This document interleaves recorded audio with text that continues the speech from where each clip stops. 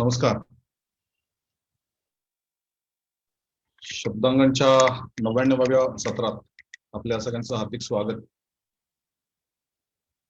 आणि आजचं सत्र अत्यंत विशेष आणि अत्यंत वेगळं आणि खरं तर समर्थ वक्ता मिळाल्या त्या विषयाला अजून वेटेज येईल आपल्याला जाणवेलच.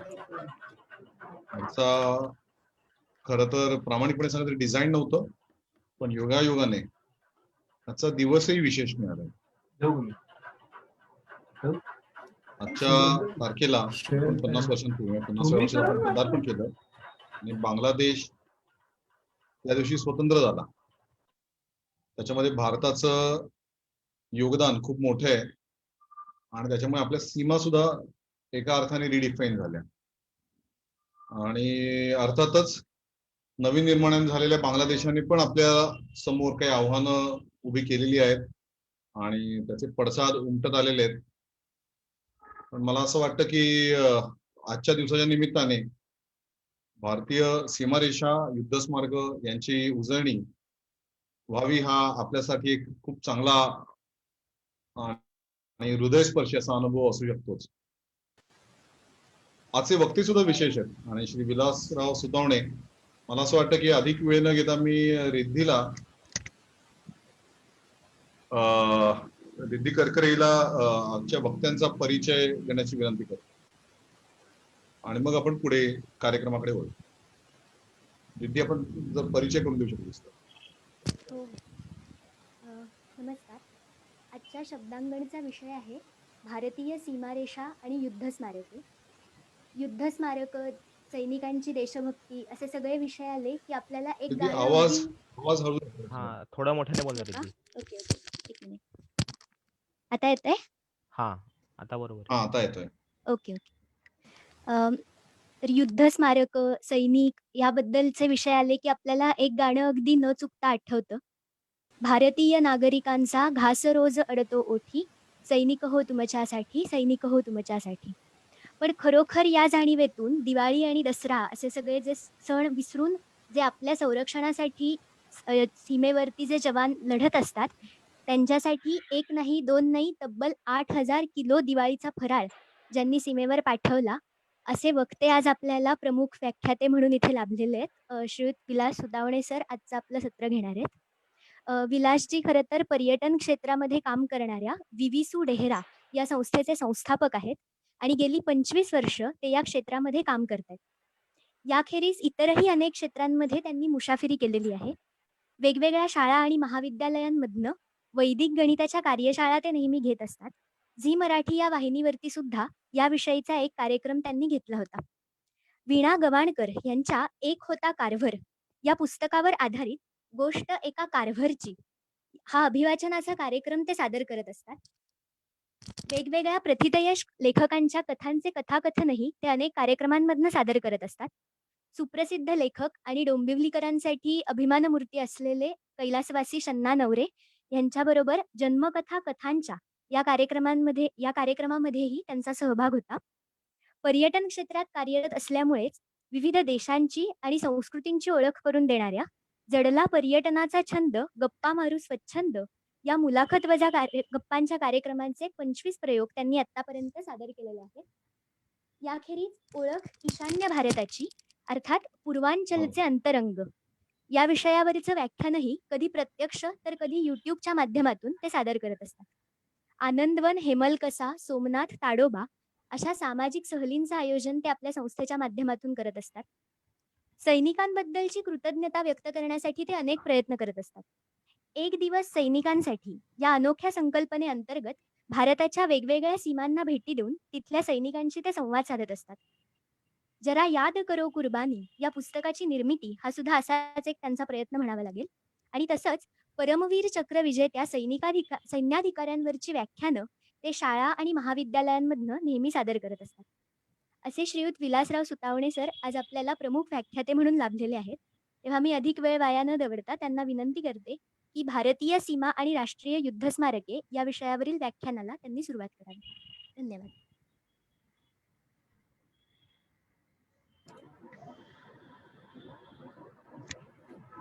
माईक ऑन केलाय. Presentation share.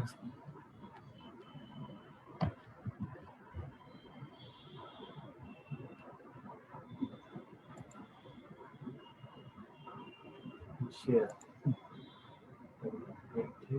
स्टॉप शेअरिंग शेवटी स्टॉप शेअरिंग म्हणजे इथून प्रेझेंट.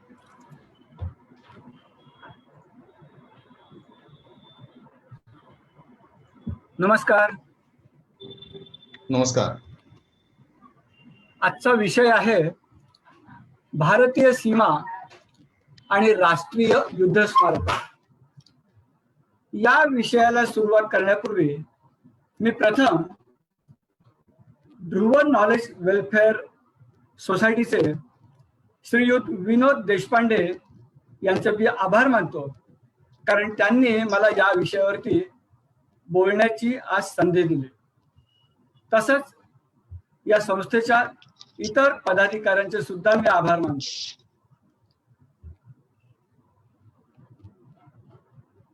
हा जो कार्यक्रम मी सादर करतोय तो आमच्या विविसू डेहरा या संस्थेमार्फत.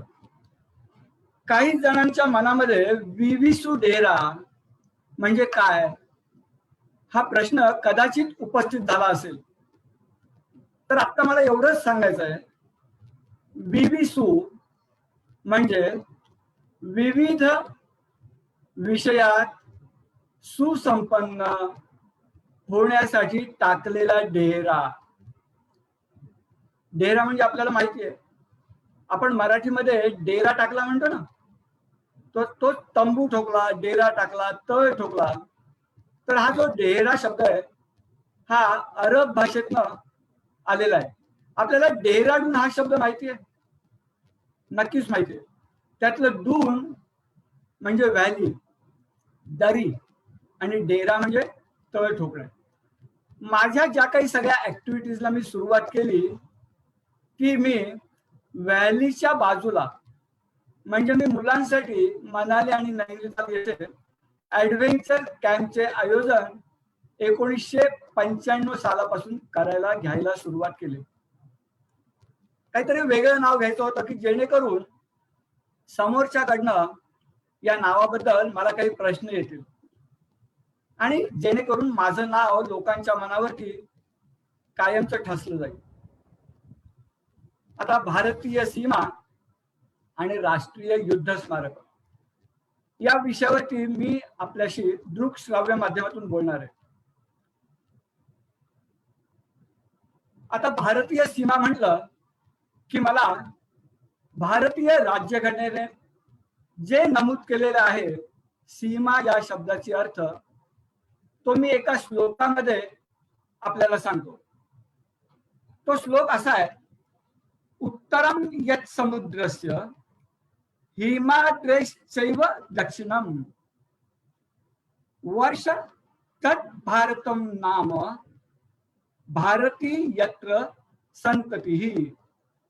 याचा अर्थ असा आहे, दक्षिण समुद्राचा उत्तरवार हिमालयाच्या दक्षिणेला म्हणजेच कन्याकुमारी ते हिमालय या देशाची सीमा आहे. या देशाची सीमा ज्या देशाची आहे तो देश म्हणजे भारत देश, आणि या भारत देशाची संतती म्हणजे भारतीय होय.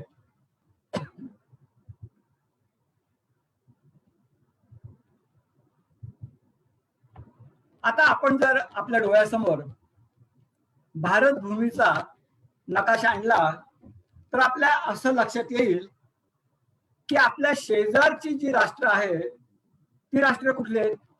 तुम्ही बघा, बांगलादेश, चीन, पाकिस्तान, नेपाळ, म्यानमार, भूतान आणि थोडासा अफगाणिस्तानचा भाग. आता ह्या ज्या इंटरनॅशनल बॉर्डर्स आहेत या 98% आहेत. आता ह्या ज्या मी बॉर्डर्सचा आता उल्लेख केला, या सगळ्या बॉर्डर्स या लँड बॉर्डर्स आहेत, जमिनीला लागून.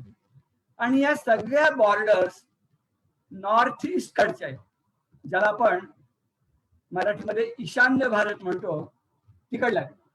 आता ह्या बॉर्डरची किती किलोमीटर या लाईन्स आहेत, बॉर्डरची ही लाईन आहे, तसं जर सांगायचं झालं मग तर त्याचं उत्तर आहे 15,106.7 किलोमीटर. किती म्हटलं मी? 15,106.7 किलोमीटर. आणि जी कोस्टल लाईन तुम्हाला दिसते ब्लू कलर मध्ये, त्याची लांबी आहे 7,516.6 किलोमीटर. 7,516.6 किलोमीटर म्हणजे समुद्र किनाऱ्याचा भाग. आता या बॉर्डरचा जर आपण विचार केला तर बांगलादेशाची बॉर्डर आहे 4096.7 किलोमीटर. चायनाची जी बॉर्डर लाईन आहे चायना 3488 किलोमीटर. पाकिस्तानची 3323 kilometre. Nepal 1751 kilometre. Myanmar 1643 kilometre. 699 kilometre भूतानची बॉर्डर आहे, लँडलाईन बॉर्डर. आणि सगळ्यात कमी 106 किलोमीटर ही जी आहे ती अफगाणिस्तानची बॉर्डर.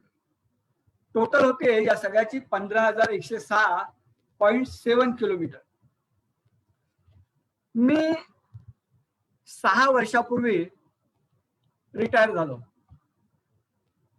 मी एका मल्टीनॅशनल कंपनीमध्ये सर्व्हिस करत होतो. पण रिटायरमेंटच्या अगोदर 10 वर्ष मी ठरवलं होतं की रिटायर झाल्यानंतर काय करायचं आपण. माझे 2 मित्र आहेत, एकाचं नाव आहे विद्याधर पाटील आणि दुसरे आहेत दिलीप निमकर. आम्ही तिघांनी असं ठरवलं की रिटायर झाल्यानंतर पहिलं काम काय करायचं तर भारताच्या सर्व बॉर्डर्सना भेटी द्यायचं. माझे दोन्ही मित्र माझ्या विचारांशी सहमत असल्यामुळे ते एका पायावरती तयार झाले. आणि मी सप्टेंबर मध्ये रिटायर झालो आणि लगेचच 2 महिन्यांनी आम्ही तिघेही जण जातानाचं फक्त गुवाहाटीचं तिकीट काढलं. येणार कधी हे घरात मी सांगितलं नव्हतं. किती दिवस आमचा दौरा आहे मलाच माहिती नव्हतं. तर मी घरातल्यांना किंवा मित्रमंडळींना काय सांगणार. तर अशा तऱ्हेने आम्ही गुवाहाटीला 56 तासांचा प्रवास करून रेल्वेने पोहोचलो. आता पोहोचल्यानंतर आपलं विजन नक्की होतं सर्व बॉर्डर्सना भेटी द्यायच्या. तर त्यात आम्ही पहिली जी बॉर्डर केली कव्हर म्हणजे भेट दिली ती होती इंडो म्यानमार बॉर्डर. आता म्यानमार म्हटलं की तुम्हाला म्यानमारचं पूर्वीचं नाव माहिती असेल, ब्रह्मदेश किंवा ब्रह्मा म्हणत होते. आता त्याचं नाव म्यानमार झालं. आता हे जे इंडो म्यानमार फ्रेंडशिप गेट आहे हे आपलं मित्र राष्ट्र आहे, त्याबद्दल काहीच वाद नाही. तिथं आम्ही गेलो. प्रथम जाता जाता तुम्हाला सांगतो भारतीय लष्कराची इतकी कडक नियम वगैरे आहे. प्रत्येक 10 किलोमीटर वरती तुमचं आधार कार्ड पासपोर्ट चेक केलं जातं. एवढंच नाही तर मेटल डिटेक्टर बसवलेले आहेत. त्या मेटल डिटेक्टर मधून तुम्हाला प्रवेश करावा लागतो प्रत्येक 10 किलोमीटरच्या अंतरावरती. आणि नेमकं काय झालं, आम्ही ज्या दिवशी या फ्रेंडशिप गेटला पोहोचलो त्या दिवशी नेमकी अमावस्या होती. आणि नियम असा आहे की अमावस्या आणि पौर्णिमेच्या दिवशी तुम्ही म्यानमार मध्ये जाऊ शकत नाही. म्हणजे आमचा प्रवास तिथंच थांबला म्यानमारला गेट पाशी. एक गेट जेव्हा मी बघितलं तेव्हा तिथले जे काही सोल्जर्स होते, आर्मी जी तैनात केलेली होती, त्यांना आम्ही कन्व्हिन्स करायचा खूप प्रयत्न केला. पण शेवटी मिलिटरी ते मिलिटरी आपण म्हणतो ना, मिलिटरी नाही म्हणजे नाही. मग आता काय करायचं तर या गेटच्या दोन्ही बाजूला बार्बेड वायरचं फेन्सिंग होतं. ऑफकोर्स म्हणजे आमचा उद्देश नव्हता की त्यांना फसवून आपण पलीकडे जाऊ. असं लक्षात आलं की आजूबाजूला छोट्या छोट्या झोपड्या होत्या. काही गरीब मंडळी आपल्या शेतांमध्ये किंवा शेतकरी आपण म्हणू त्यांना काम करत होते. आणि आम्ही त्या गेटच्या डाव्या बाजूला थोडं चालत गेलो, उजव्या बाजूला चालत गेलो. इकडल्या कोंबड्या तिकडे जात होत्या, तिकडल्या शेळ्या इकडे येत होत्या. फक्त आपल्याला तिकडे क्रॉस करायला परवानगी नव्हती, कारण अमावस्या. बरं, तुम्हाला जर म्यानमार देशामध्ये प्रवेश करायचा असेल तर तशी सोय आहे बरं का, ऑफिशियल. त्याच्यासाठी तुम्हाला व्हिसा वगैरे लागतो अशातला भाग नाही. पण तुम्ही एका दिवसाचं परमिट घेऊन या देशातून त्या देशामध्ये जाऊ शकता. म्यानमारमध्ये अगदी नॉमिनल फी असते, पण अट एकच, सूर्योदयाला तुम्ही पलीकडे जायचं आणि सूर्यास्तापूर्वी तुम्हाला परत भारतामध्ये यायलाच पाहिजे. ही एकच अट. ठीक आहे. दुसरं एक सांगू का, म्यानमारची स्पेशालिटी, तिकडे एक ब्लॅक राईस मिळतो. ब्लॅक राईस अतिशय गोड असतो. त्याची खीर वगैरे करतात सणाच्या दिवशी. आणि तिकडे जो शेंगदाणा मिळतो ना, शेंगदाण्याची साईज चांगली मोठी असते. आणि म्हणजे तिथले दोन वैशिष्ट्य म्हणा ना, ब्लॅक राईस आणि शेंगदाणा. बरं, डाव्या बाजूला आमचं फिरून झालं, जिथपर्यंत बार्बेड वायर होती तिथपर्यंत. नंतर मग आम्ही उजव्या बाजूला प्रवास करायला सुरुवात केली, बार्बेड वायरच्या बाजूने. प्रवास करता करता आमच्या लक्षातही आलं नाही की हे बार्बेड वायरचं कंपाऊंड कधी संपलं आणि आम्ही चुकून बांगलादेशामध्ये म्यानमारमध्ये प्रवास केलेला होता. आणि बरं, हे आमच्या लक्षात कधी आलं तर रस्त्याच्या बाजूला लाल रंगाचा एक मोठा बोर्ड होता आणि त्याच्यावरती व्हाईट लेटर मध्ये लिहिलेलं होतं, जर तुम्ही म्यानमार आणि भारताची बॉर्डर क्रॉस करून तुम्ही म्यानमार मध्ये आलात तर तुम्हाला 5 लाख कॅट भरावे लागतील, म्हणजे फाईन. बरं, हे सुद्धा त्या गव्हर्नमेंटचा अख्तर आहे, फाईन घ्यायचा का डांबून ठेवायचं. आणि मग आमच्या लक्षात आलं, अरे बाप रे, आपण तर बॉर्डर क्रॉस करून आलोय. समजा आपण पकडलो गेलो तर परत भारतामध्ये कधी येऊ हे कुणालाच सांगता येणार नाही. अगदी भारत सरकारला याच्यामध्ये इंटरफिअर करायला लागेल.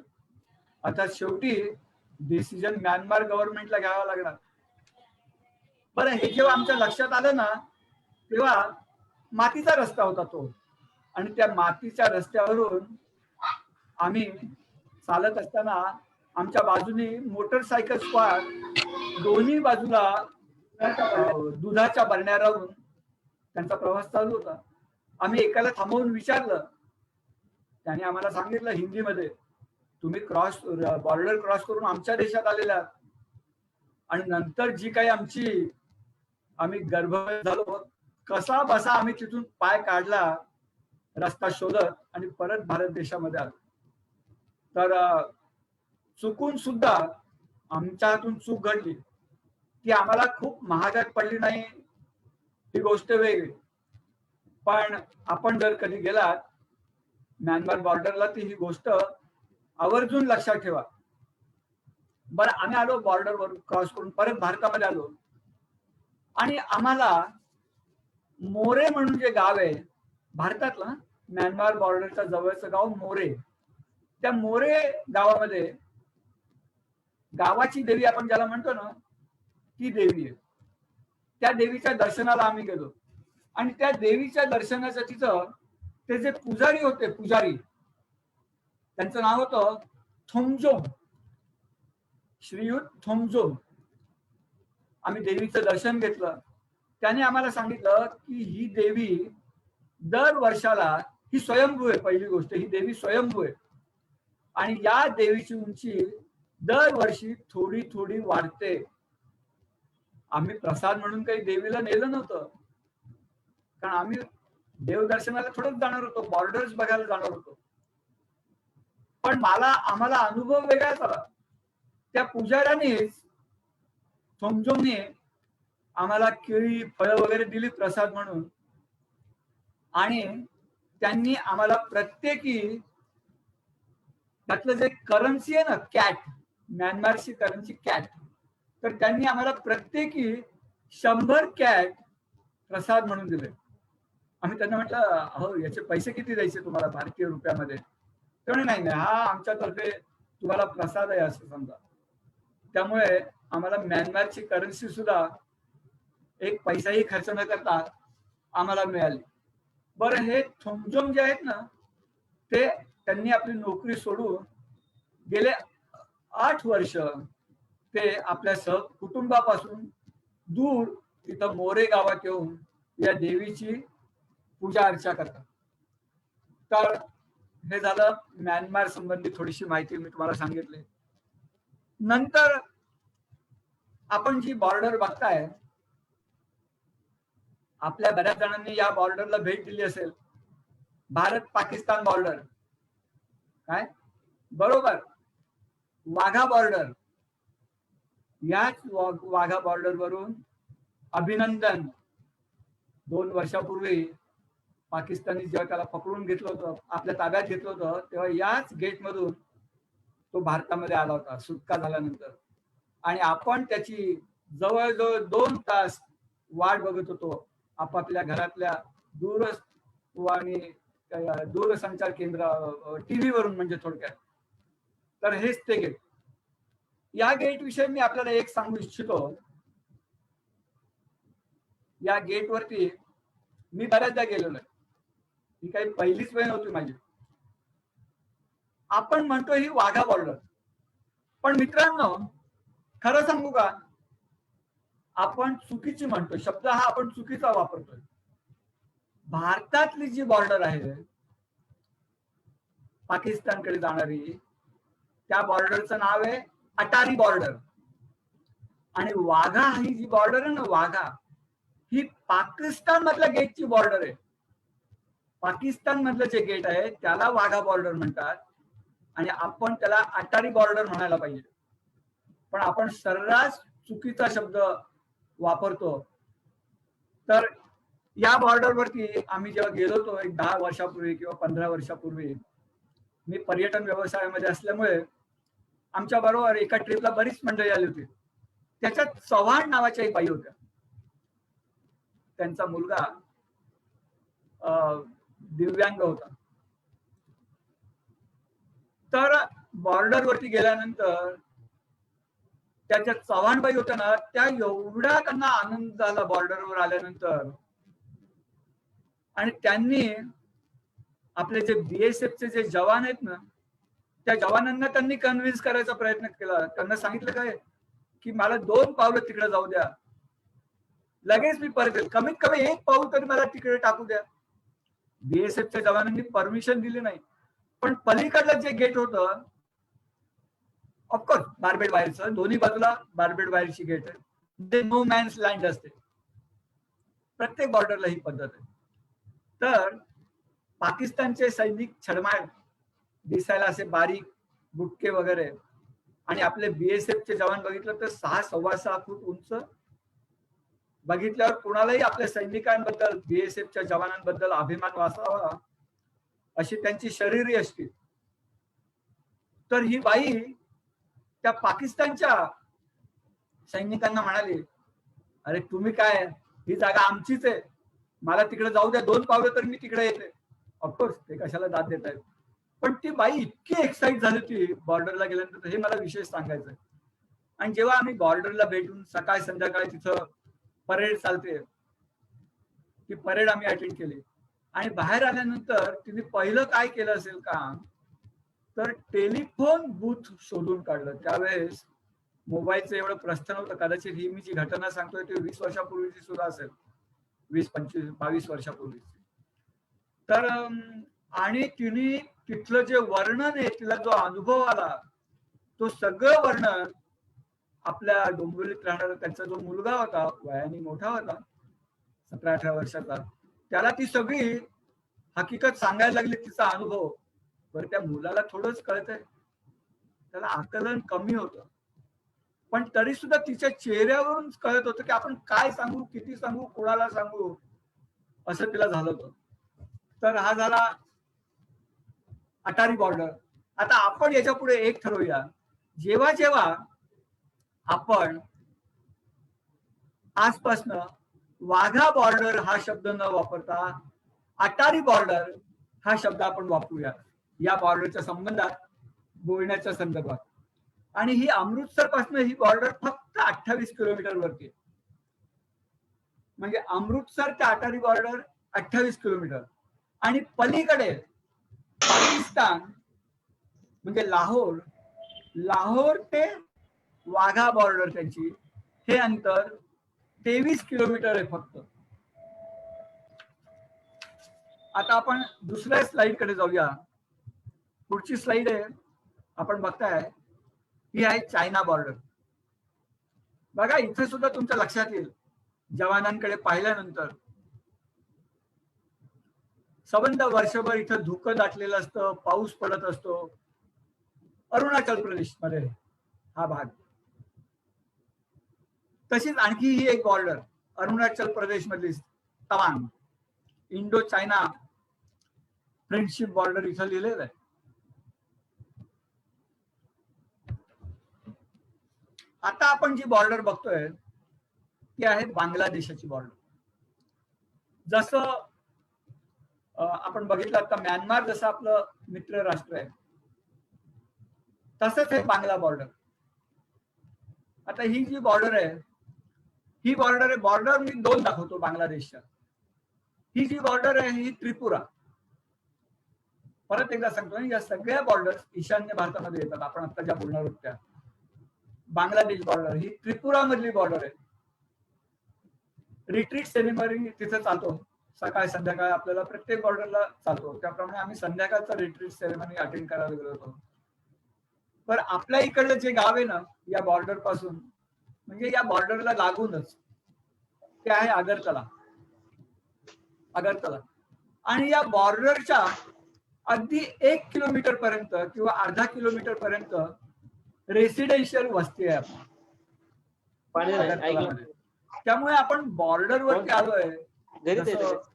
इतर बॉर्डरला आपण बघतो, चायनाच्या तिथं बघितलं किंवा आणखी नंतर आपण आणखी काही बॉर्डर बघू त्याच्यात बघू, तसं वाटतच नाही की आपण हे आगरतळा गावापासनं किंवा सिटीपासनं ही बॉर्डर खूप लांब आहे. असं वाटतं की जसं डोंबिवली ठाकुर्ली आहे ना ट्विन सिटी, तसं इतकं अंतर आहे. ट्विन सिटीज म्हणाले तुम्ही, ही बॉर्डर आणि पलीकडलं गाव. आता या बॉर्डर विषयी बोलायचं झालं तर आगरतला, आगरतल्यावरून तुम्ही कलकत्त्याला बाय रोड येऊ शकता. बाय रोड फक्त व्हाया बांगलादेश. हे बऱ्याच जणांना माहिती नाहीये. आणि हा प्रवास किती तासाचा आहे? फक्त 18 ते 20 तास. बरं तुम्हाला एक समाधान मिळतं आपण बांगलादेशला भेट दिल्याचं, फक्त तुम्हाला ट्रान्झिट व्हिसा मात्र घ्यायला लागतो. आगरतल्यावरून कलकत्त्याला येताना किंवा कलकत्त्यावरून आगरतल्याला जाताना व्हाया बांगलादेश. आणि तिकीट किती असेल हो बसचं? फक्त 200 रुपये, काहीच नाही. आणि इथं मराठा बटालियनची बरीच लोक डेप्यूट केलेली आहेत, जवान मराठी बटालियनचे. आणखीन एक बॉर्डर बघूया. ही सुद्धा बांगलादेशाची बॉर्डर आहे.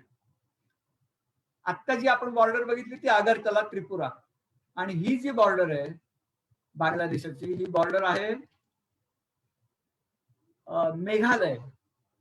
मेघालयमध्ये शिलाँग तुम्हाला माहिती आहे. शिलाँग पासनं फक्त किती तासावरती ही बॉर्डर आहे? तर फक्त साधारण एक 2-3 तास लागतात जायला. इथं अंतर बरेच आहे, सॉरी. तर जेव्हा आपण या बॉर्डरला जातो, या बॉर्डरच्या जवळचं जे गाव आहे त्या गावाचं नाव आहे दावकी. आणि ती दावकी रिव्हर तिथून एक वाहते. आणि दावकी रिव्हरचं जे पाणी आहे ना, क्रिस्टल क्लिअर पाणी आहे. म्हणजे काय, आम्ही तिथं त्या दावकी रिव्हर मध्ये होडीमध्ये होड्या असतात तिथं, एका होडीमध्ये बसलो आणि आम्ही असे एक राऊंड मारून आलो. तुम्हाला तळ दिसतो, तळ, त्या नदीचं तळ इतकं क्रिस्टल क्लिअर वॉटर आहे. बरं, हा आम्ही प्रवास केला बोटीत, म्हणजे होडीमधनं एक फेरफटका मारला. आणि जेव्हा आम्ही परत आलो तेव्हा आमच्या असं लक्षात आलं की या नदीच्या बाजूला एक छोटासा नदीचाच एक पार्ट असा फुटलेला होता. आपलं पाटच शब्द योग्य आहे. आणि त्या पाटाच्या पलीकडे संध्याकाळच्या वेळेला बांगलादेशी, अर्थात बांगलादेशामध्ये खूप गरिबी आहे, तुम्हाला सांगतो, खूप म्हणजे खूपच गरिबी आहे. त्या बांगलादेशातली गरीब जनता भेळपुरी, शेंगदाणे, चणे वगैरे विकण्यासाठी तिथे येतात. आणि आपले पर्यटक संध्याकाळच्या वेळेला किंवा सबंध दिवस तिकडे गेलेलेच असतात, जसं काही टायमिंग असेल त्यांच्या टूरचं त्याप्रमाणे. आणि आपले पर्यटक बांगलादेशातल्या त्या हॉकर्स कडनं विकत घेतात शेंगदाणे, दाणे, भेळ, चणे, फुटाणे काय असेल ते. आणि ते कसे देतात, तर आपण तिकडं काय 10 रुपये 20 रुपयाचे जे काय आपल्याला चणे फुटाणे पाहिजे त्याची नोट आपण तिकडे टाकायची, एका प्लास्टिकच्या पिशवीमध्ये गुंडाळून म्हणा किंवा एखादा दगड लावून. आणि मग तिकडनं ते आपल्याला जी गोष्ट पाहिजे ती फेकून आपल्या हातीमध्ये टाकायचं. सगळ्यात महत्वाचं म्हणजे बांगलादेशामध्ये डोंगर एकही नाही. आश्चर्य वाटलं ना, पण ही गोष्ट खरी आहे. आणि हे दावकी रिव्हर जे मी सांगितलंय ना, दावकी रिव्हरवरून पुढे जो रस्ता जातो तो हा रस्ता आहे, तुम्ही जो स्क्रीनवर बघताय तो. आम्ही त्या रस्त्यावरती गेलो आणि तिथं जे जवान होते रस्त्याच्या भारताच्या बाजूला ट्रकची ही मोठी भली मोठी लाईन लागलेली होती. आणि त्या ट्रक मधनं हजारो टन त्या ट्रक मध्ये दगड होते, दगड ज्याला आपण डबर बोलतो, मोठे मोठे दगड धोंडे. आणि हे सगळे दगड धोंडे व्हाया बांगलादेश अगरतलाला जाणार होते. कारण आपल्या इंडियातनं जर प्रवास केला, भारतातनं जर प्रवास केला बाय रोड हे दगड पाठवण्यासाठी, रेल्वे तर उपलब्ध नाही आपल्याला माहितीच आहे, तर कितीतरी पेट्रोल आपल्याला डिझेल खर्ची झालं असतं त्याच्यासाठी. पण तुम्ही जर या रस्त्याने जर व्हाया बांगलादेश अगरतलाला गेलात तर तुमचा पैसा झालं तर इंधन आणि वेळ या तिन्ही गोष्टीची बचत होते. आम्ही जेव्हा या रस्त्यावरून जात होतो ना, या रस्त्याकडे म्हणूया आपण, तेव्हा रस्त्यामध्ये आम्हाला शर्मा नावाचे एक जवान भेटले आर्मीतले, वेल इक्विप्ड. आम्ही रस्त्याने जाताना कुठेही जवान दिसले की आम्ही त्यांच्याशी गप्पा मारायचो, त्यांचे अनुभव शेअर करून घ्यायचा प्रयत्न करायचो, त्यांना बोलतं करायचो. तर त्या शर्मांनी मला सांगितलं की तुम्ही गेले 2 दिवस मेघालयमध्ये फिरताय, बरोबर? तुम्ही कधी पक्षी बघितलेत आकाशामध्ये? तुम्हाला मेघालयामध्ये एकही पक्षी उडताना दिसत नाही. याचं कारण असं आहे, मेघालयातली लोक, आजूबाजूच्या खेड्यातली लोक ते पक्षी दिसला की मारून खातात. त्यांनी आम्हाला सांगितलं 8 दिन पहले एक कौवा मैंने बांग्लादेश से भारत की ओर आते हुए देखा, लेकिन बाद में उस कौवे को फिर वापस जाता हुआ देखा ही नहीं मैंने. याचा अर्थ काय तुमच्या लक्षात आलाच असेल. बरं, हा जो दावकी रिव्हर कडे जाणारा रस्ता, मागाशी तो पॉइंट अर्धवट राहिला, जो रस्ता आहे ना तो रस्ता, त्या रस्त्यावर जाण्यासाठी, दावकी रिव्हर कडे जाण्यासाठी एक हँगिंग ब्रिज आहे, हँगिंग ब्रिज. आणि तो रोप आयर्न रोप पासून बनवलेला आहे. आणि या आयर्न रोप वरून हे सगळे 10-10 टन ट्रक सबंध दिवस यांची ये जा चालू असते आणि वर्षानुवर्ष चालू आहे. ऑफकोर्स हा बांधला ब्रिटिश जेव्हा आपल्याकडे होते त्यांनी ब्रिटिशांनी बांधला. आणि या ब्रिजचं जी 2 टोकं आहेत ना, ती दोन्ही टोकं जे रॉक आहेत दोन्ही बाजूला, त्या रॉकला खिळे ठोकून त्याच्यावरती तो इरेक्ट केलेला आहे. काय कमाल आहे कन्स्ट्रक्शनची. या सगळ्या गोष्टी आहेत ना, तुम्ही एकदा जस्ट इंटरनेटवरती डावकी रिव्हर टाईप करा आणि तुम्हाला कल्पना येईल कशा तऱ्हेने तो ब्रिज दिसतो, कसा आहे आणि किती वाहतूक आहे तिथं. बरं, बॉर्डर वरती गेल्यानंतर आम्हाला थोडं आम्ही स्वस्त बसूच शकत नव्हतो. तिथल्या मिलिटंट्सना आम्ही विचारलं की एक रिक्वेस्ट करता हूं मैं भाई आपको. बोला बोलो ना, बोलो क्या. हमारा एक इच्छा है, सिर्फ हम 4 स्टेप्स आगे जाते हैं और फिर वापस आते हैं. तो पहिल्यांदा आमच्याकडे बघून हसला आणि नंतर बोलण्यातनं जेव्हा त्याला आमच्याबद्दल खात्री पटली तेव्हा त्याने आम्हाला परवानगी दिली. अर्थात ती परवानगी त्याच्या स्वतःच्या जबाबदारीवरती होती आणि त्याच्या जबाबदारीची जाणीव आम्हाला तिघांनाही होती. पण त्यांनी आम्हाला एक सांगितलं, देखो भाई, कुछ गलत काम मत करना, सिर्फ 2 मिनट के लिए आप यहाँ आ जाओ और फिर वापस जाने का. अक्षरशः त्यांनी जेव्हा आम्हाला परवानगी दिली ना, मी तर त्याच्या पायाला हात लावून नमस्कार करायचा प्रयत्न केला, पण त्याने मला त्याच्यासमोर वाकू दिलं नाही.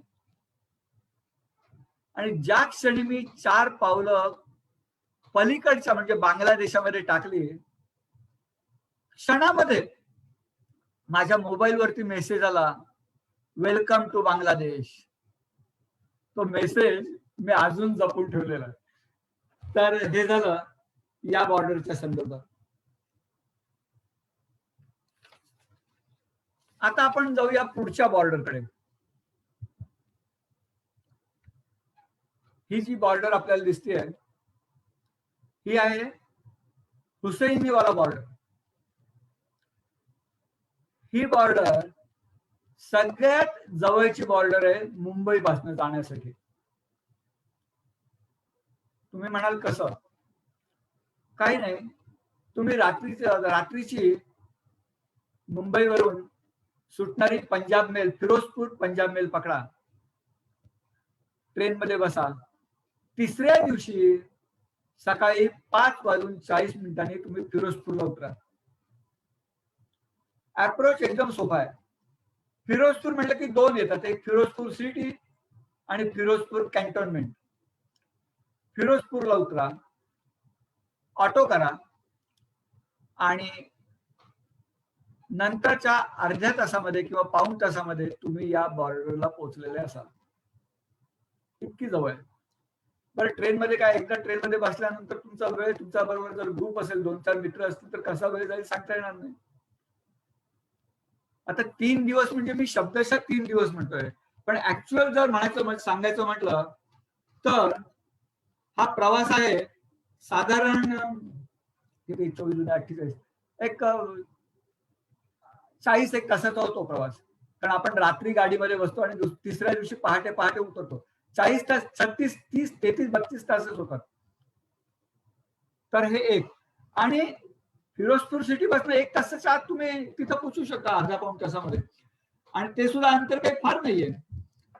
बरं, तिथं गेल्यानंतर तुमच्या लक्षात येतं, आता त्या बॉर्डरवरती जायला तुम्हाला रिट्रीट सेरेमनीला तुम्हाला जाण्यासाठी सतलज नदीच्या वरती एक मोठा ब्रिज बांधलेला आहे. त्या ब्रिजवरून तुम्हाला पलीकडे जावं लागतं. आणि त्या ब्रिजवरती जो ब्रिजच्या दोन्ही बाजूला एखादं कन्स्ट्रक्शन चालू असतं ना बिल्डिंगचं, तेव्हा आपण कसं बघतो, ब्लू कलरचे मोठे मोठे उंच पत्रे लावलेले असतात. तसे पत्रे ब्रिजच्या दोन्ही बाजूला लावलेले. तुम्हाला त्या सतलज नदीचं पाणी सुद्धा दिसत नाही. आता चुकून एखादं भोग बीक पडलेला असेल पत्र्याला तर तुम्ही वाकून त्या भोकातनं डोळ्या लावून बघू शकता, ती गोष्ट वेगळी. उद्देश आज आपल्या सगळ्यांच्याच लक्षात आलेला आहे. आपल्या ब्रिजवर जसे जाळी लावतात, कोणी वरून उडी मारून आत्महत्या करू नये किंवा पडू नये एखादा लहान मुलगा ब्रिजवरून. तोच त्यांचा उद्देश सेफ्टीच्या दृष्टीने लावलेला. आता हुसैनीवाला बॉर्डरकडे मी परत येतो. आता ही हुसैनीवाला बॉर्डर आहे ना, हे जे अंतर आहे हे अंतर 60.8 किलोमीटर आहे. कुठून? लाहोर पासून. लाहोर टू हुसैनीवाला बॉर्डर हे अंतर आहे 60.8 किलोमीटर. आणि भारतातलं जे गाव आहे हुसैनीवाला ते तुमच्या लक्षात आलं असेलच. आणि तिकडलं म्हणजे पाकिस्तान मधलं जे गेट आहे आणि त्या गेटच्या जवळ जे गाव आहे, व्हिलेज आहे, त्या व्हिलेजचं नाव आहे गोंडा सिंग वाला. काय सांगितलं मी? गोंडा सिंग वाला. तर हे झालं तिकडला गाव. आता या बॉर्डरवरती गेल्यानंतर तुम्ही जेव्हा वाघा बॉर्डरला कसं आहे, तुम्हाला पाकिस्तानची लोक एका गॅलरीमध्ये दिसू शकतात. वाघा म्हणजे अटारी बॉर्डर मधली आपण बसलेलो असतो, वाघा बॉर्डर मध्ये पाकिस्तानची लोक असतात. याच्यामध्ये बरंच अंतर आहे. करणे किंवा लाऊडस्पीकर वगैरे लावलेले असल्यामुळे आपल्याला त्यांचा आवाज ऐकू येतो. त्यांनी दिलेल्या घोषणा आपण ऐकू शकतो, आपल्या घोषणा ते ऐकू शकतात. पण अंतर बरंच आहे 2 गॅलरीज मध्ये. पण इथं मात्र आपली गॅलरी आणि समोरची गॅलरी म्हणजे पाकिस्तान मधली ते जे मी गाव सांगितलं गोंडा सिंग वाला, त्या गॅलरी इतक्या जवळ आहे की ते बोललेलं तिकडली म्हणजे पाकिस्तानी लोक बोललेली आपल्याला स्पष्ट ऐकू येतं किंवा आपण बोललेलं त्यांना ऐकू जातं. लाऊडस्पीकर शिवाय, माईक शिवाय. आणि तिथं सुद्धा तुम्हाला जर जायचं म्हटलं ना तर तुम्ही ऑनलाईन बुकिंग करून जाऊ शकता. अर्थात ऑनलाईन बुकिंग कशासाठी पाहिजे? कारण तिथं जी लोक ऑनलाईन बुकिंग करतात त्यांना बसण्यासाठी चेअर्स आहेत, चांगल्या क्वालिटीच्या चेअर्स आहेत, पुढे बसायला मिळतं तुम्हाला. आणि जर ऑनलाईन बुकिंग न करता गेला तरी सुद्धा तुम्ही गॅलरीमध्ये बसून बघू शकता तो रिट्रीट सेरेमनी. पण पुढे बसून बघण्यामध्ये जी मजा आहे ना त्याच्यापेक्षा थोडी कमी मजा फार तर गॅलरीमध्ये बसणं. पण तो सुद्धा एक अनुभव चांगला आहे बरं का, गॅलरीतनं बघायचं. पुढची स्लाइड मी ओपन करतोय. हे जे आहे तुम्ही यांना ओळखलं असेल, हे आहेत शहीद भगतसिंग, राजगुरू आणि सुखदेव. शहीद भगतसिंह, राजगुरू आणि सुखदेव 23 मार्च 1931 रोजी त्यांच्यावरती या ठिकाणी अंतिम संस्कार करण्यात आले. आणि तिथं त्या स्थळाचं रूपांतर त्यांनी याच्यामध्ये केलेलं आहे. त्यांची आठवण म्हणून, स्मृती म्हणून ते जतन केलेलं आहे. आणि तिथं त्यांचे 3 पुतळे उभारले तिघांचे. बरं, शहीद भगतसिंग यांची आई विद्यावती यांच्यावर सुद्धा अंतिम संस्कार याच ठिकाणी केलेले, याच गावामध्ये अंतिम संस्कार केलेले. आता या ठिकाणी तुम्ही गेला की तुम्हाला एक लक्षात येईल, परिसर अतिशय स्वच्छ मेंटेन केलेला आहे. तिथं सतत ज्योत तेवत असते. आणि सगळ्यात महत्वाचं म्हणजे ब्रिटिशांच्या काळामध्ये हुसेनीवाला म्हणजे हा जो परिसर आहे त्या परिसरातून लाहोरला जाणारी एक छोटी रेल्वे लाईन होती, छोटा ट्रॅक होता, मीटर रेल म्हणून आपण त्याला. तर तो ट्रॅक आता सध्या बंद आहे, पण त्या ट्रॅकचा काही अंश त्यांनी जतन करून ठेवलेला आहे. आणि ट्रॅक वरती एक इंजिन सुद्धा आहे उभं केलेलं. ट्रॅकवर छोटस स्टेशन आहे. त्या स्टेशन वरून तुम्ही पुढे आलात थोडस की पुढे प्लॅटफॉर्म आहे. त्या प्लॅटफॉर्मवरच्या त्यावेळेच्या ज्या काही गोष्टी होत्या, बुकिंग ऑफिस असेल किंवा आणखी काही गोष्टी, इंडिकेटर्स वगैरे, त्या सुद्धा तिथं बोर्ड जतन करून ठेवलेले आहेत. छोटासा तिथं एक बोगदा सुद्धा तयार केलेला आहे की ज्या बोगद्यातनं ती गाडी जायची. या सगळ्या गोष्टी आम्हाला बघायला मिळाल्या. आम्ही गेलो त्या दिवशी गर्दी अजिबात नव्हती, याचं कारण पाऊस खूप होता, धो पाऊस होता. आम्ही सप्टेंबर महिन्यामध्ये तिथं होतो. तर हे झालं या बॉर्डर विषयी. आता सतलज नदी तुम्हाला माहितीच आहे, दोन्ही देशातनं वाहते. आता नेक्स्ट बॉर्डर आपण घेऊया. जर बॉर्डर आपण, ही आहे भूतानची बॉर्डर. आता भूतानची बॉर्डर परत आपण केव्हाही जाऊ शकतो भूतानला, तसा काही प्रॉब्लेम नाही. सगळ्यात स्वच्छ क्लीनेस्ट कंट्री कुठली असेल तर भूतान. भूतानच्या बऱ्याचशा गोष्टी आपल्यावरतीच, भारत देशावरती, भारत सरकारवरतीच ते अवलंबून आहेत. मग ते इंधन असेल, झालंच तर सिक्युरिटी असेल, आपल्यावरतीच ते अवलंबून आहेत.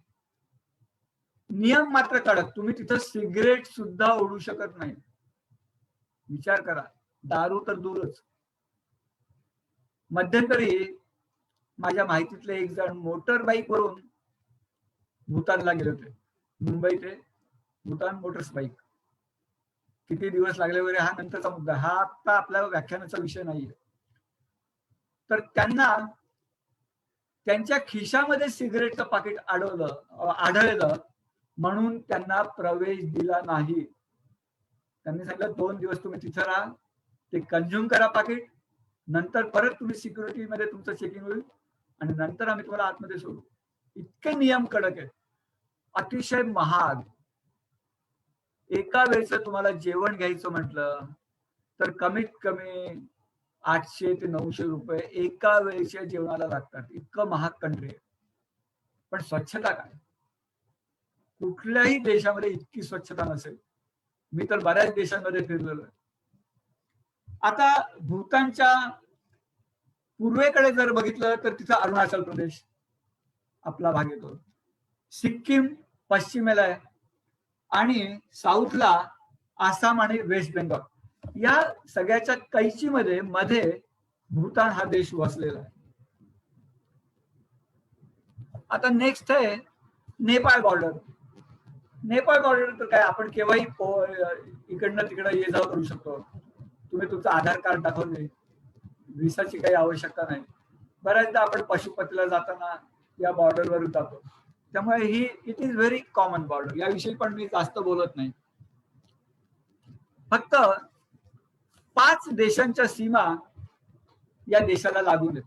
आता त्या कुठल्या, तर उत्तराखंड, उत्तर प्रदेश, बिहार, वेस्ट बेंगॉल आणि सिक्कीम. आता आपण आपल्या आजच्या व्याख्यानाच्या विषयाचा पुढचा जो भाग आहे, भारतीय युद्ध स्मारक, याला भेट देऊया. आता भारतीय युद्ध स्मारक म्हटलं की बऱ्याच जणांना वाटतं की म्युझियम सुद्धा याचा तालिका काय. युद्ध स्मारक वेगळी आणि म्युझियम वेगळी, हा फरक तुम्ही लक्षात ठेवा. तर पहिले आम्ही भेट दिले एअरफोर्स म्युझियम शिलाँग. जेव्हा आम्ही मेघालयात गेलो होतो तेव्हा या म्युझियमला भेट दिली. आता हे जे म्युझियम आहे हे शिलाँग पासनं फक्त 13 किलोमीटर अंतरावरती आहे. साधारण 1 तास लागतो, कारण सगळा पहाडी एरिया आहे म्हणून. आणि जवळच एलिफंट फॉल आहे, एलिफंट फॉल्स अजस्त्र असा, तो पण बघण्यासारखा. आता या एअरफोर्स म्युझियम मध्ये तुम्ही काय बघाल, तर एअरफोर्स म्युझियम मध्ये वेगवेगळ्या एअरक्राफ्टची मॉडेल्स ठेवलेली आहेत. बरं, ही मॉडेल्स इतकी मोठी आहेत की तुम्ही चित्रामध्ये बघताय बघा स्लाइड मध्ये, या 4 पायऱ्या चढून तुम्ही आतमध्ये त्या मॉडेलच्या आतमध्ये जाऊ शकता, आतला भाग सुद्धा बघू शकता. झालंच तर ऍक्च्युअल मशिनरी आणि टेक्निकल डेमॉन्स्ट्रेशन त्यांचं ते आपल्याला दाखवतात. या एअरक्राफ्टचं कसं आहे स्क्रीनवरती म्हणा. अर्थात या गोष्टी हल्ली खूप सोप्या झालेल्या स्क्रीनवर दाखवायला. ते सुद्धा इंडियन एअरफोर्सच्या जवानांतर्फे आपल्याला या सगळ्या गोष्टी बघायला मिळतात. झालंच तर तिथं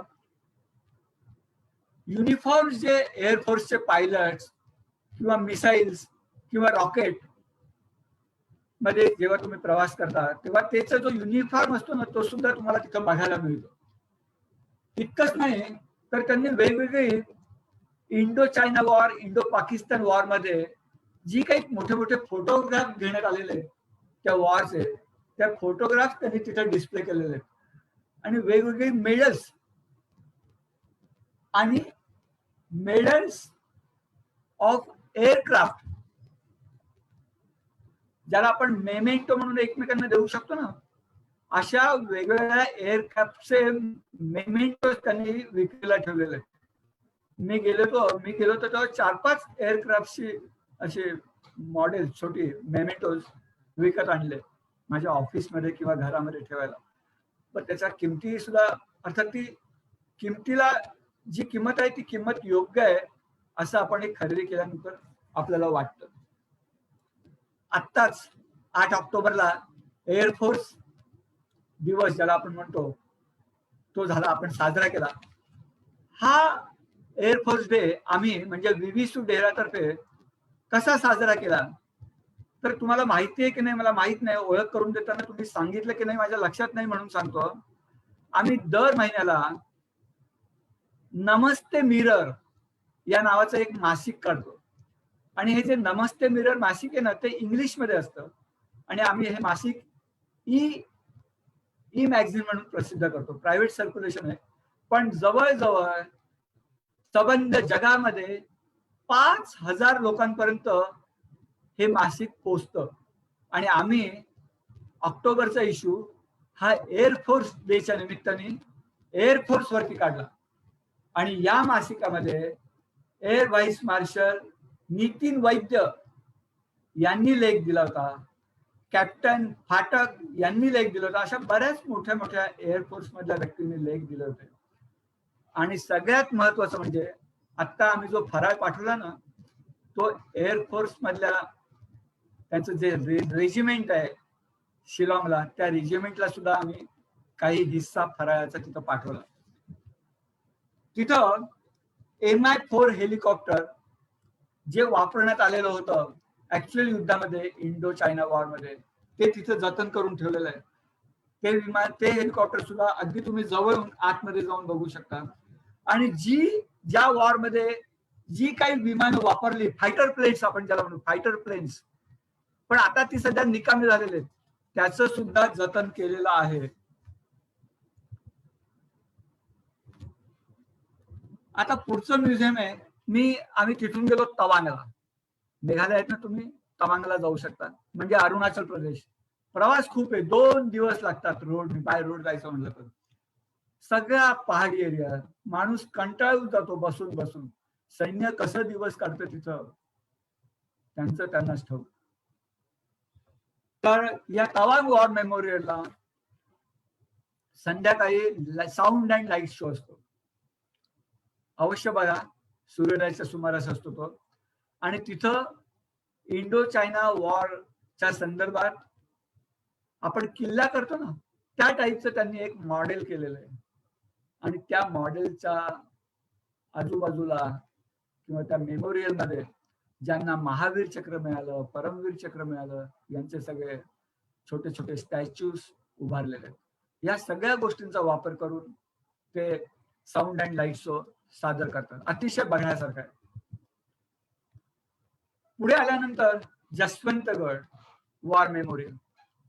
जसवंत सिंग रावत नाव तुम्ही ऐकलं असेल, महावीर चक्र विजेते. आपल्यापैकी बऱ्याच जणांनी वाचलं असेल याविषयी किंवा भेट सुद्धा दिलेली असेल.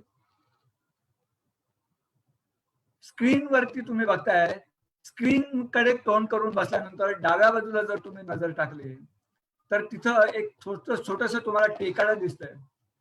त्या टेकाड्यावरती या वॉर मध्ये जे जवान कामी आले त्यांच्या स्मृतीस्थळ उभारलेलं आहे. छोटे छोटे त्यांना जिथं पुरण्यात आलं किंवा जाळण्यात आलं त्या जागेवरती त्यांच्या नावाची पाटी आहे. तिथपर्यंत आतमध्ये सुद्धा तुम्ही जाऊ शकता. प्रत्येक ठिकाणी तुम्ही जाऊन त्याचं दर्शन घेऊ शकता. त्या ठिकाणाचं वरती खंदक आहेत. उजव्या बाजूला जर तुम्ही बघितलं ना, उजव्या बाजूला, आपल्या उजव्या बाजूला म्हणजे स्क्रीनच्या डाव्या बाजूला, तिथं तुम्हाला जी काही व्हॅली दिसतीये त्या व्हॅलीतनं चायनाचे जवान, चीनचे जवान एवढं सैन्य होतं ते येताना आपल्या जवानांना दिसत होते, पण आपल्या जवानांची कुमक खूप कमी होती, स्ट्रेंथ खूप कमी होती. पण तरी सुद्धा आपण निकराची लढाई दिली आणि त्या निकराच्या लढाईमध्ये जसवंत सिंग रावत यांना वीरगती प्राप्त झाली.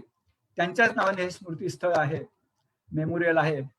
आतमध्ये तुम्ही गेल्यानंतर तुमच्या लक्षात येईल त्या मेमोरियल मध्ये एका बाजूला एका खोलीमध्ये पूर्ण काचेची ती रूम आहे आणि त्या रूम मध्ये बिछाना, जसवंत सिंग रावतचा बिछाना, झालंच तर बाजूला काही पुस्तकं ठेवलेली आहेत, त्याला मिळालेल्या काही मेडल्स ठेवलेले आहेत तिथं, लाईट सतत चालू असतो, दिवा चालू असतो आणि रोज आपले भारतीय जवान त्याचा बिछाना स्वच्छ करतात आणि रोज सकाळी मॉर्निंग टी, ब्रेकफास्ट, लंच आणि डिनर त्या वेळेला त्याच्या खोलीमध्ये नेऊन ठेवतात. एवढी भावना आहे आपल्या, एवढा रिस्पेक्ट आहे हा. आज किती वर्ष झाली? 1962 साली ते युद्ध झालं आणि आजचं साल आहे 2020. म्हणजे हे 20 आणि ते 38 इतकी वर्ष, 58 वर्ष सतत हा मान जसवंत सिंग रावतच्या ला दिला जातोय. सॅल्यूट अक्षरशः.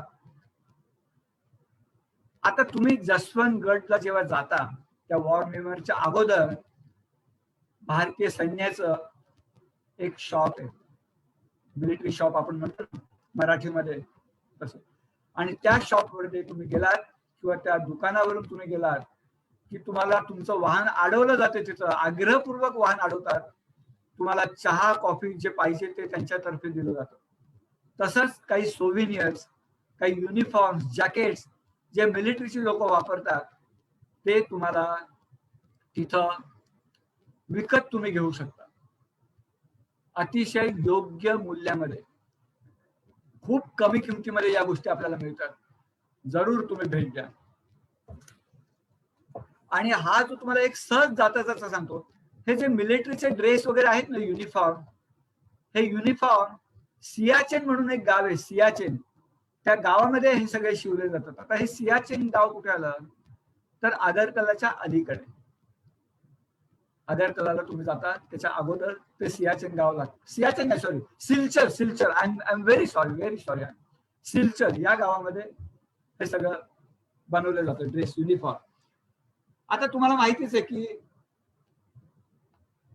चायना युद्ध 2 ठिकाणी झालं. एक चुशूल, लडाख मधील चुशूल, आणि नेफामधील थांगला पास, आत्ताचा अरुणाचल प्रदेश. नेफा म्हणजे नॉर्थ ईस्ट फ्रंटियर एजन्सी पूर्वीच. तर अशा 2 ठिकाणी झालं आणि ही युद्ध 14,000 फुटापेक्षा जास्त उंचीवरती झाले. 14,000 फूट. काय बर्फ असेल तिथं आणि काय आपले सैनिक कसे दिवस काढत असतील. खरंच सलाम आहे त्यांच्या कार्याला. आणि या युद्धामध्ये खरं म्हणजे हा न सांगण्यासारखा इतिहास आहे. भारत चीन युद्ध 1962. पण मला इथे सांगितल्याशिवाय राहत नाहीये म्हणून सांगतो. या युद्धामध्ये 1383 सैनिक भारताचे, त्यांना वीरगती प्राप्त झाली. झालंच तर 1696 सैनिक बेपत्ता झाले आणि 3168 सैनिक, 3168 सैनिक युद्ध कैदी झाले. तर युद्धबंदी चायनाने त्यांना केलं. यातील 90% जवान नेफा मधले होते, म्हणजे अरुणाचल प्रदेश मध्ये. बाबा हरभजन सिंग मंदिर याविषयी सुद्धा काही जणांनी ऐकलं असेल. हे जे बाबा हरभजन सिंगला अजूनही बॉर्डरवरची लोक देव मानतात. याचं कारण एकच, बाबा हरभजन सिंग अजूनही चीनी सैनिक आपल्यावरती आक्रमण करून येत असेल किंवा कोणी आपल्या हद्दीमध्ये घुसायचा प्रयत्न करत असेल तर आपल्या सैनिकांना अजूनही स्वप्नात येऊन त्याची खबर त्यांना देतात. कोणाचा विश्वास बसो वा न बसो, याच्या पुढे जाऊन मला आणखी सांगायचं आहे की इतकी वर्ष झाली, यांचा जन्म झाला होता 13 जून 1965 यांचा जन्म, आणि यांना 4 October, I am very sorry, 30 August 1946 रोजी यांचा जन्म झाला. किती? 30 ऑगस्ट 1946 डेट ऑफ बर्थ आहे त्यांची. आणि त्यांची डेथ म्हणजे वीरगती त्यांना प्राप्त झाली 4 ऑक्टोबर 1968. 4 ऑक्टोबर 1968. आणि यांचा जो सर्व्हिसचा जो कालावधी होता ना, सर्व्हिस सैन्यामधली, तो कालावधी होता 30 जून 1965, म्हणजे चायना युद्धानंतरची गोष्ट आहे. नंतर त्यांनी जॉईन केली ही मिलिटरी. 30 जून 1965 ते 1 डिसेंबर 2006, म्हणजे आतापर्यंत 13-14 वर्षापूर्वीपर्यंत. यांच्या मरणानंतर सुद्धा यांना इन्क्रिमेंट मिळत होती. कुठपर्यंत इन्क्रिमेंट मिळायची त्यांना? त्यांच्या रिटायरमेंटच्या एज पर्यंत, म्हणजे 1 डिसेंबर 2006 पर्यंत त्यांना दरवर्षी इन्क्रिमेंट मिळायची. आणि अजूनही तुम्हाला माहिती आहे, सैनिक वर्षातून एकदा 3 आठवड्याची रजा घेऊन, हक्काची रजा घेऊन आपल्या फॅमिलीला भेटण्यासाठी आपल्या गावी येऊ शकतात. तशीच रजा त्यांना अजूनही मिळते. आणि जेव्हा त्यांची रजा, जो काही त्यांचा पिरियड होता रजेचा, ते जेव्हा हयात होते तेव्हा त्या तारखेचं तिकीट रेल्वेचं बुक करण्यात येतं. बाहेर त्यांच्या रूमच्या बाहेर जीप खडी असते. त्या तारखेला ते जीप मध्ये बसलेत असा त्या ड्रायव्हरला भास होतो. ती जीप रेल्वे स्टेशनवरती येते, त्यांना सोडते स्टेशनवरती. त्यांचं तिकीट आरक्षित केलेलं असतं, जे काय सेकंड एसी थर्ड एसी असेल त्यांच्या नियमाप्रमाणे, त्यांच्या हुद्द्याप्रमाणे, त्याप्रमाणे. आणि तो बर्थ कायमचा हा रिकामा ट्रेन जर्नी पूर्ण होईपर्यंत राहिलेला असतो. त्या बर्थवरती कोणीही बसत नाही. ही गोष्ट त्या रेल्वेतल्या TC ला सुद्धा माहिती असते. काय रिस्पेक्ट मिळतोय बघा. आपण खरंच, आपल्याला काहीच नाही हो जगामध्ये रिस्पेक्ट, आणि ते डिझर्व्स इट. आणि त्या सगळ्यांबद्दल आपल्या मनामध्ये सद्भावना आहे, आत्मीयता आहे. आणि या 2 गोष्टींमुळेच आपण माझ्या समोर या व्याख्यानाला बसलेले आहात, याची मला जाणीव आहे. मी फक्त एक छोटासा प्रयत्न करतोय माझ्या परीनं, मला आलेले अनुभव तुमच्यापर्यंत पोहोचवण्याचा. बरं, हे येतानाच असं नाही, परत त्याची जेव्हा रजा संपते तेव्हा सुद्धा याच पद्धतीप्रमाणे सगळं होतं. स्टेशनच्या बाहेर ते उतरल्यानंतर जीप उभी असते, तो गाडीत बसलेत असं तो ड्रायव्हरला भास होतो किंवा तो समजतो. आणि नंतर परत त्यांच्या कॅम्प पर्यंत ती जीप प्रवास करते.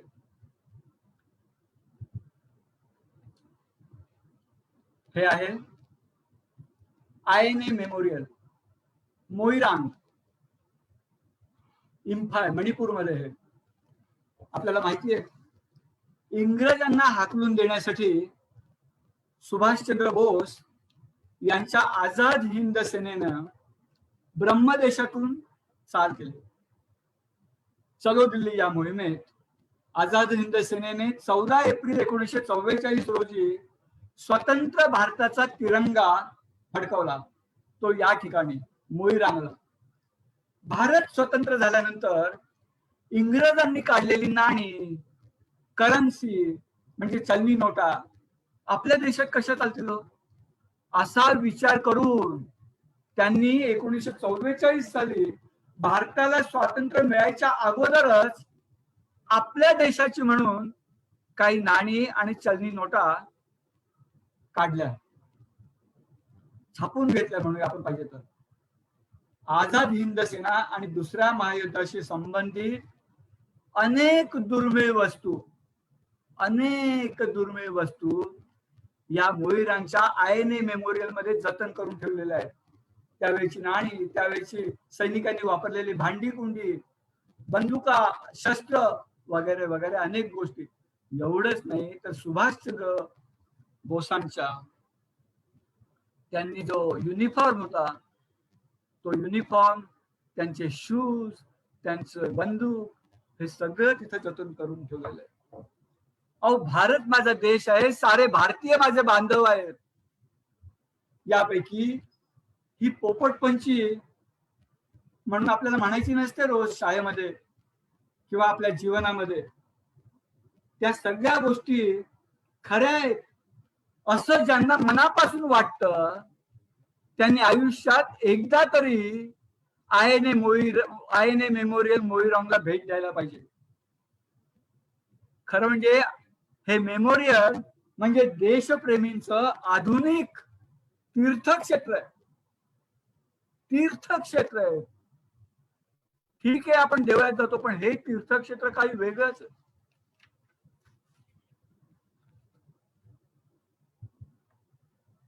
समोर बघताय आपण स्क्रीनवरती hall of fame. Hall of fame हे आहे लेहला. लेह सिटी पासून जवळच आहे, 11 किलोमीटर वरती. या म्युझियम मध्ये सुद्धा कारगिल वॉर मध्ये जी काही शस्त्र वापरली, सियाचेनला, किती उंचीवरती आहे सियाचेन तुम्हाला कल्पना आहे? सियाचेन मध्ये वरती -60 डिग्री टेम्परेचर असतं. -60.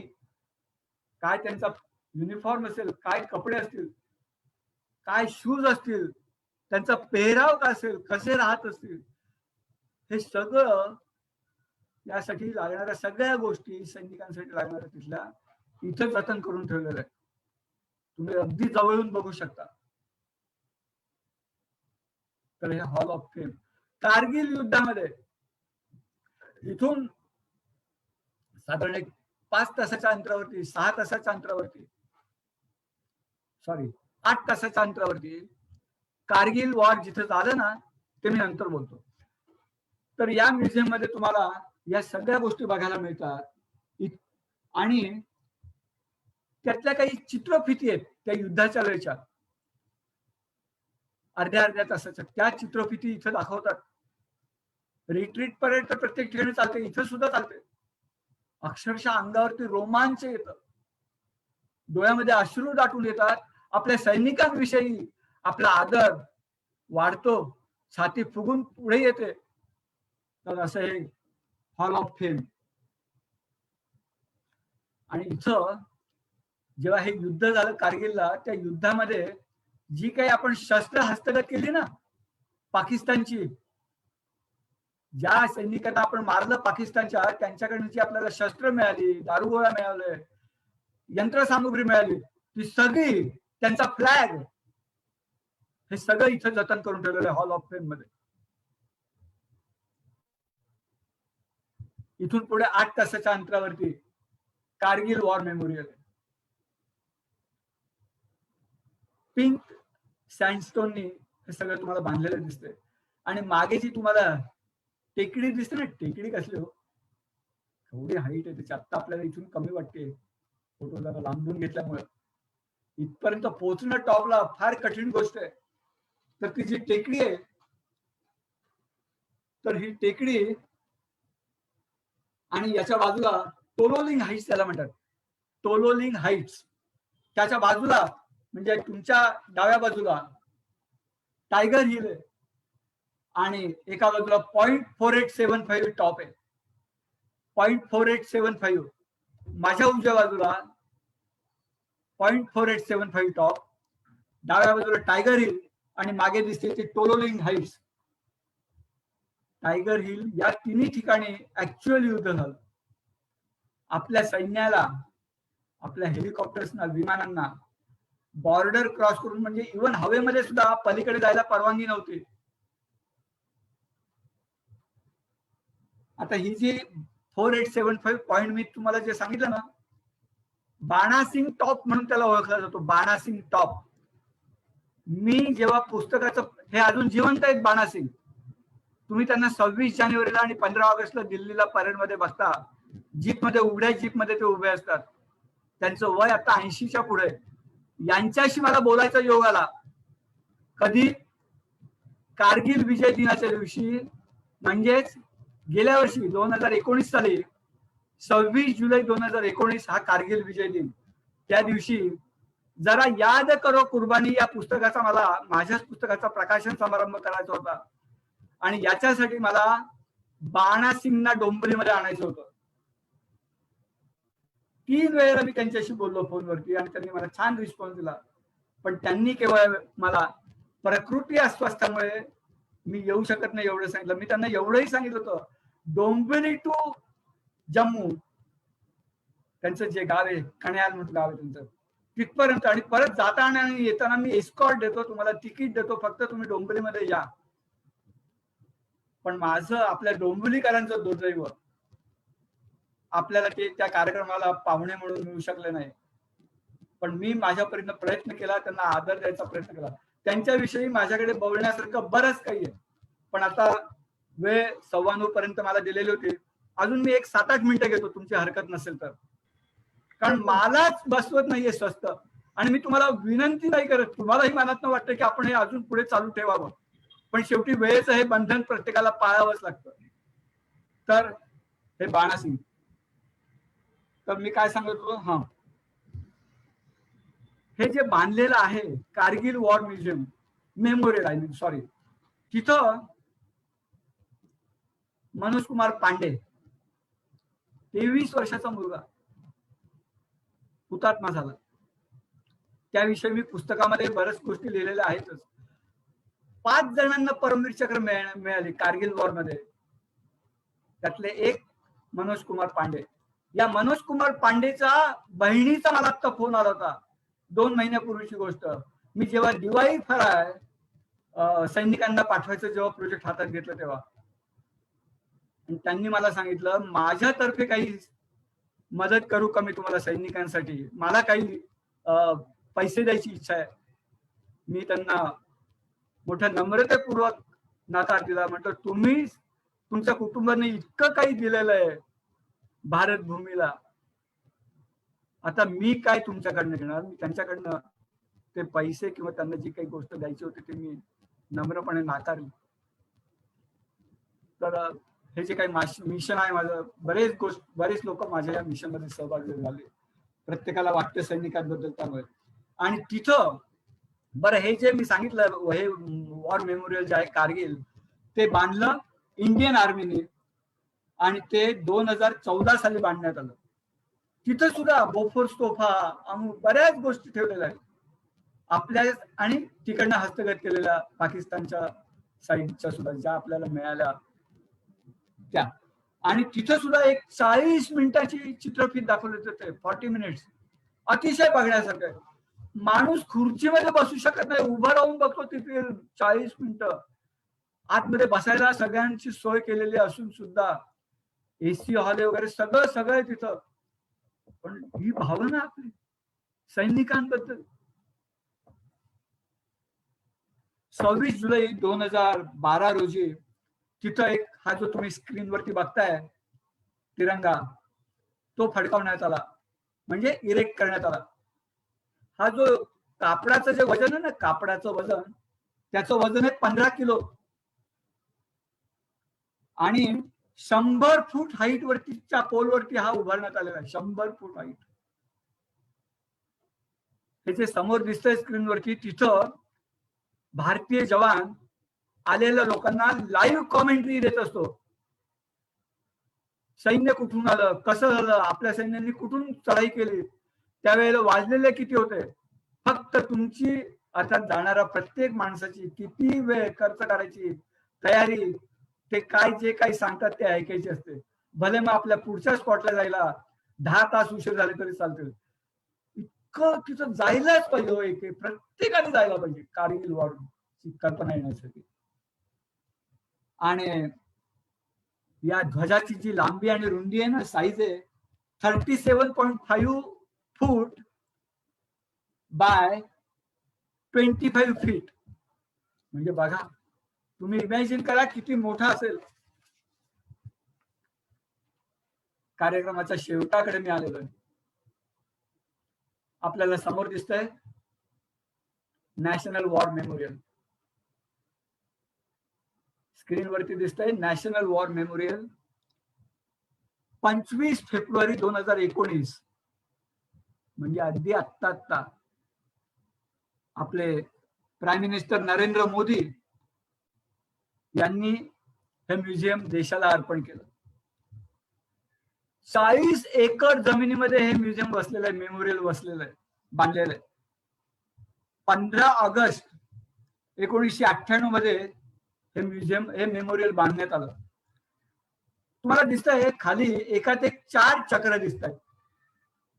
बाहेरचं ग्रीन कलरचं आहे, त्याच्या आतमध्ये एक छोटं सर्कल आहे, आणखी छोटं, अशी 4 चक्र आहेत. आणि मध्ये तुम्हाला स्तंभ दिसतोय. त्या स्तंभाच्या खाली बेसला सतत ज्योत तेवत असते, अमर ज्योत सतत. नंतर आता या स्तंभाविषयी जर सांगायचं झालं, त्याचे चक्र बाहेरचं दिसतंय ना, त्याला म्हणतात अमरत्व मंडळ, सर्कल ऑफ इमॉर्टॅलिटी. त्याच्या आतलं जे चक्र आहे ते वीरता चक्र, सर्कल ऑफ ब्रेवरी. त्याच्या आतलं जे चक्र आहे ते त्याग चक्र, सर्कल ऑफ सॅक्रिफाईस. आणि त्याच्या आतमधलं जे चक्र आहे ते चक्र आहे रक्षक चक्र, रक्षक चक्र, प्रोटेक्शन, सर्कल ऑफ प्रोटेक्शन. याची रचना आहे ना, रचना बघितल्यानंतर तुमच्या लक्षात येईल. स्क्रीनमध्ये एवढी कल्पना येत नाही, फोटोमध्ये. चक्रव्यूहाची आपल्याला आठवण होते, चक्रव्यूह. आणि आतापर्यंत 21 जणांना 1947च्या नंतर जेवढी युद्ध झाली, त्या युद्धामध्ये जी लोक कामी आली किंवा ज्यांनी अतुलनीय पराक्रम गाजवला, मग तो जमिनीवर असेल किंवा विमानात असेल, हवाई दलाने गाजवलं असेल, त्या सगळ्यांना अतुलनीय कामगिरीबद्दल युद्धातल्या जे सर्वोच्च मेडल अवॉर्ड दिलं जातं ते आहे परमवीर चक्र. तर हे परमवीर चक्र आतापर्यंत 21 जणांना मिळालं. आणि या 21 जणांना या 21 जणांचे स्टॅच्यूज तुम्हाला त्या स्तंभाच्या बॅक साईडला दिसत आहेत. जे काही त्यांनी बिल्डिंग बांधलेले तिथं 21 जणांचे स्टॅच्यूज आहेत.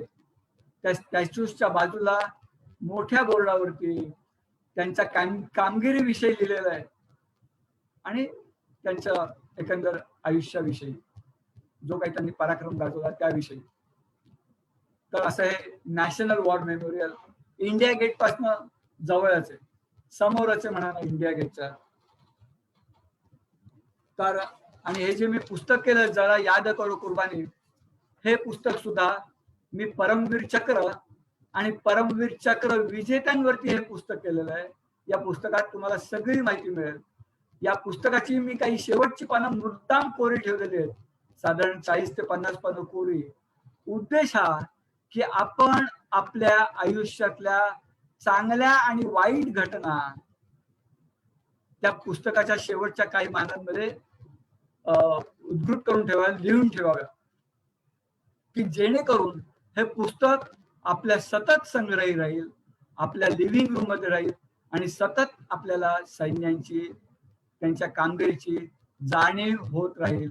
येणाऱ्या जाणाऱ्या माणसांना, आपल्याकडे येणाऱ्या पाहुण्यारावांना ते बघता येईल पुस्तक, की जेणेकरून ही माहिती त्यांच्यापर्यंत सुद्धा पोहोचेल.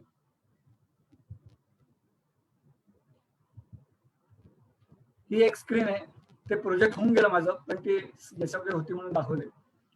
कारण आज आपले जवान तिथं आहेत, म्हणूनच आपण उद्याचा दिवस बघू शकतो. हीच भावना मनामध्ये ठेवून हा उपक्रम मी घेतला होता हातामध्ये आणि अतिशय संबंध अक्रॉस द इंडिया म्हणून आम्हाला छान रिस्पॉन्स मिळाला. आता या प्रोजेक्टचा दुसरा पार्ट 2021 साल जवळ येत आहे. सैनिकांविषयी सतत आपल्या घरामध्ये हँडी माहिती असावी, त्यासाठी मी दिनदर्शिका 2021 शौर्य दिनदर्शिका ही माझ्या माहितीप्रमाणे पहिलीच आणतोय मी. आपण जरूर आपल्या घरामध्ये लावायचा विचार करा. 25 तारखेच्या सुमारास ही दिनदर्शिका माझ्या हातामध्ये येईल. डिझायनिंगचं काम पूर्ण झालेलं आहे. तर याच ठिकाणी मी कार्यक्रमाचा शेवट करतो. जय हिंद. जय हिंद. खूपच सुंदर, प्रभावी आणि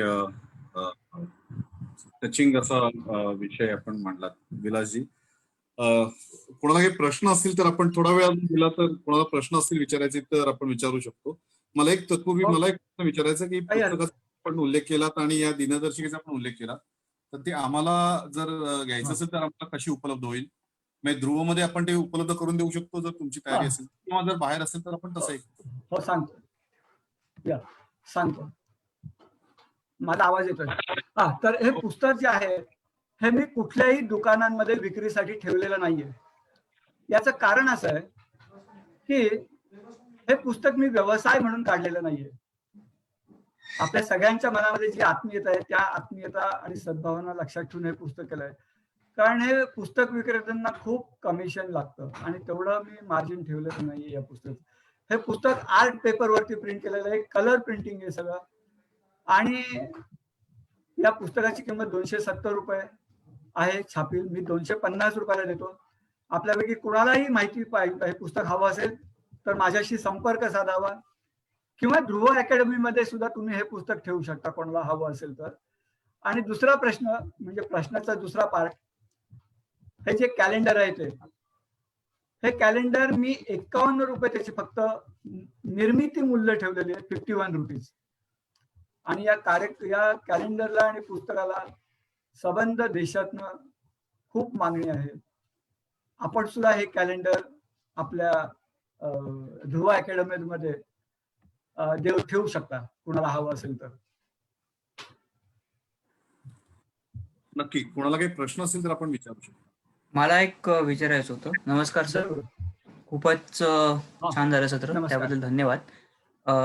मला प्रश्न असा होता की आपण जे वॉर मेमोरियल आणि ज्या बॉर्डर्स सांगितल्या नॉर्थ ईस्टच्या एस्पेशली, त्याचा असं काही आपण पॅकेज किंवा टुरिंग असं काही आहे का की आपण फक्त त्या वॉर मेमोरियल आणि बॉर्डर्सला भेट देण्याकरता म्हणून काही असं पॅकेज किंवा असं काही तुमच्या ओळखीत आहे का, किंवा तुम्ही असं काही करू शकता का?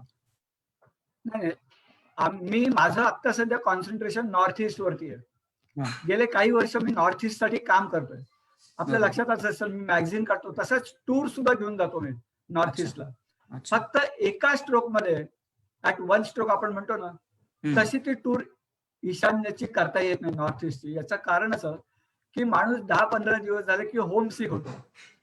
ही मी केली टूर ती जवळजवळ 33 दिवसाची टूर होती. मी कोपरा पिंजून काढला. आणि नंतर मी या सगळ्या गोष्टी टूर्स तिकडे घेऊन जायला लागलो. आपल्यापैकी कुणालाही यायचं असेल तरी तुम्ही आमच्या संपर्कात राहा. माझे फोन नंबर मी इथे दिलेले आहेत वरती स्क्रीनवरती, किंवा माझ्या पुस्तकामध्ये किंवा कॅलेंडरवरती सुद्धा मिळतील. आणि गेले 25 वर्ष मी हे काम करतोय. ऍडव्हेंचर ऍक्टिव्हिटीज पासून मी सुरुवात केली आणि आता सैनिकांपर्यंत पोहोचलेलो. चालेल, नक्की. धन्यवाद.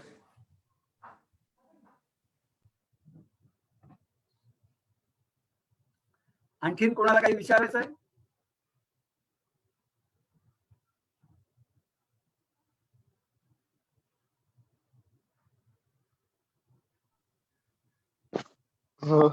नमस्कार. मला ऍक्च्युली प्रश्न नाही, मला थोडीशी इन्फो द्यायची होती की ते जे नॅशनल आपलं जे नॅशनल मेमोरियल आहे दिल्लीचं, तिथे एक मेजर धनसिंग थापा यांचा एक स्टॅच्यू आहे.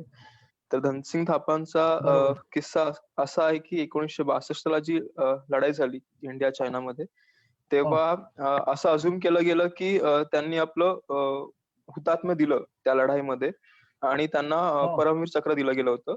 आणि नंतर मग काही दिवसांनी ते ऍक्च्युली POW होते आणि नंतर ते काही दिवसांनी ते भारतात परत आले.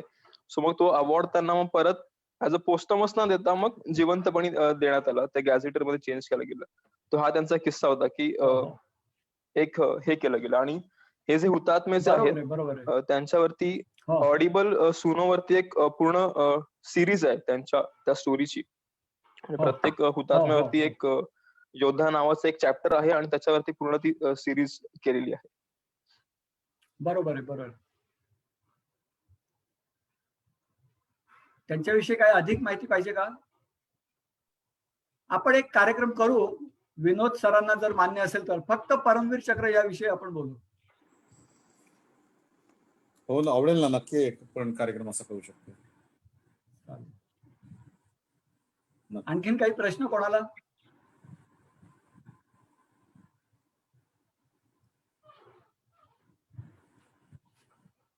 विनोदजी, मला वाटतं प्रश्न नसावेत किंवा 9:30 होऊन गेलेले आहेत.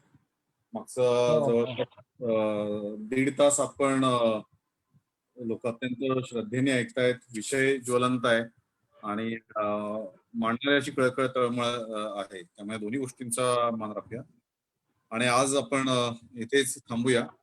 पुढच्या गुरुवारी आपलं 100वं सत्र असेल आणि त्यानिमित्त काहीतरी एक वेगळा विशेष कार्यक्रम पुढच्या गुरुवारी सुद्धा होईल.